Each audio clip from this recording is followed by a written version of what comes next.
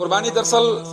انسانوں کے مزاج کے مطابق نہیں، ہماری چاہت کے مطابق نہیں، بلکہ اللہ رب العالمین کا حکم ہے۔ اور اللہ رب العالمین نے اپنے حکم کو بجا لانے کے لیے، اس کی تعمیل کے لیے ہم انسانوں کو پیدا کیا ہے۔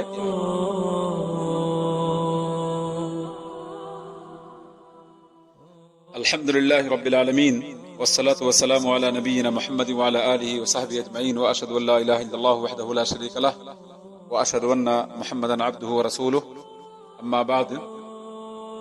اسلامی بھائیوں، قربانی کے تعلق سے چند بنیادی باتیں بیان کر دینا میں مناسب سمجھتا ہوں، تاکہ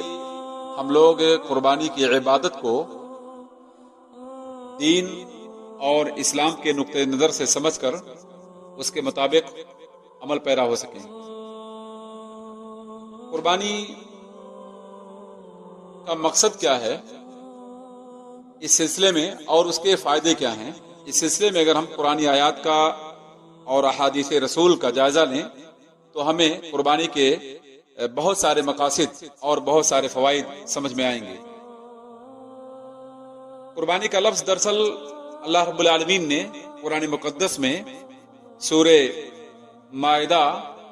جہاں پر آدم علیہ السلام کے دو بیٹوں کا ذکر کیا ہے، وہاں اللہ رب العالمین نے اعلان کر دیا ہے وَاتْلُ عَلَيْهِمْ نَبَأَ ابْنِ آدَمَ بِالْحَقِّ إِذْ قَرَّبَا قُرْبَانًا فَتُقُبِّلَ مِنْ أَحَدِهِمَا وَلَمْ يُتَقَبَّلْ مِنَ الْآخَرِ قَالَ لَأَقْتُلَنَّكَ قَالَ إِنَّمَا يَتَقَبَّلُ اللَّهُ مِنَ الْمُتَّقِينَ۔ سورہ مائدہ آیت نمبر 27 سے اس کا مطلب یہ ہوا کہ اے محمد صلی اللہ علیہ وسلم، آپ آدم کے دونوں بیٹوں کے واقعے کو بیان کیجیے۔ ان دونوں نے اپنی اپنی قربانیاں اللہ کی بارگاہ میں پیش کیا، ایک کی قبول ہوئی اور دوسرے کی قبول نہیں ہوئی۔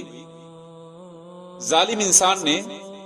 اللہ کی بارگاہ میں عمدہ مال اللہ کی رضا کے لیے نہیں پیش کیا اور اپنے ظلم کی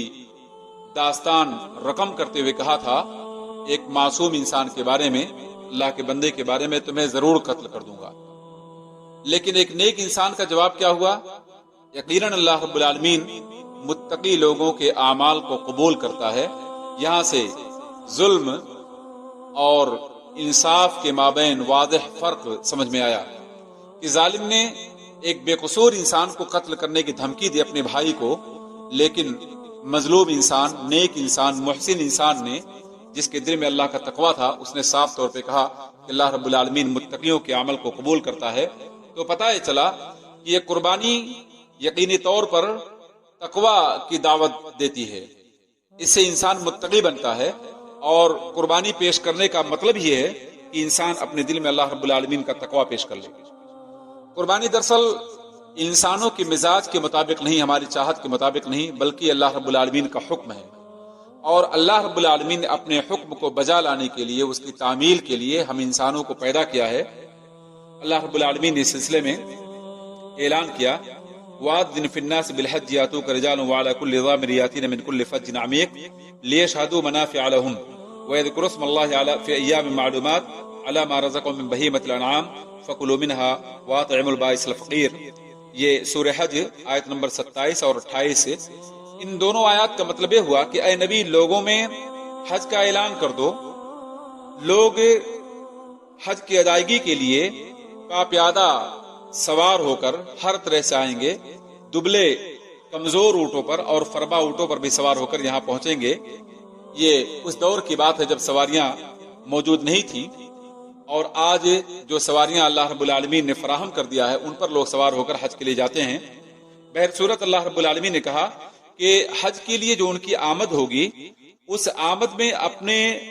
منافع کو، اپنے فائدے کو وہ محسوس کریں گے اور اللہ رب العالمین کا ذکر کریں گے چند معلوم ایام میں۔ یہاں پر معلوم ایام سے مراد بعض مفسرین کی تفسیر کے مطابق عشر ذی الحجہ ہیں۔ تو بہرحال اللہ رب العالمین کا ذکر وہ اس لیے کریں گے کہ اللہ رب العالمین نے انہیں چوپایا بطور رزق دیا ہے۔ تو پتہ ہے چلا کہ قربانی کا یہ عمل رزق ہے، روزگار فراہم کرنا ہے اور انسانوں کو معیشت سے جوڑنا ہے۔ اسی لیے اللہ رب العالمین نے کہا فَكُلُوا مِنْهَا وَأَطْعِمُوا الْبَائِسَ الْفَقِيرَ، خود ان چوپایوں کو کھائیں گے اور مسکین کو فقیر کو بھی کھلائیں گے تو پتہ چلا کہ یہ قربانی دراصل احسان کی تعلیم دیتی ہے، اور یہ قربانی دراصل غریبوں اور محتاجوں کی خبرگیری کی تعلیم دیتی ہے کہ انسان فقیر کو، مسکین کو، کمزور ناتواں لوگوں پر رحم کرے، ان کے ساتھ احسان کرے، ان کے ساتھ بہتر سلوک کرے۔ یہ تمام قربانی کا بنیادی مقصد ہے، معیشت سے جوڑنا ہے۔ اسی لیے اللہ رب العالمین نے کہا فَكُلُوا مِنْهَا وَأَطْعِمُوا الْبَائِسَ الْفَقِيرَ، خود ان چوپایوں کو کھائیں گے اور مسکین کو، فقیر کو بھی کھلائیں گے تو پتہ چلا کہ یہ قربانی دراصل احسان کی تعلیم دیتی ہے۔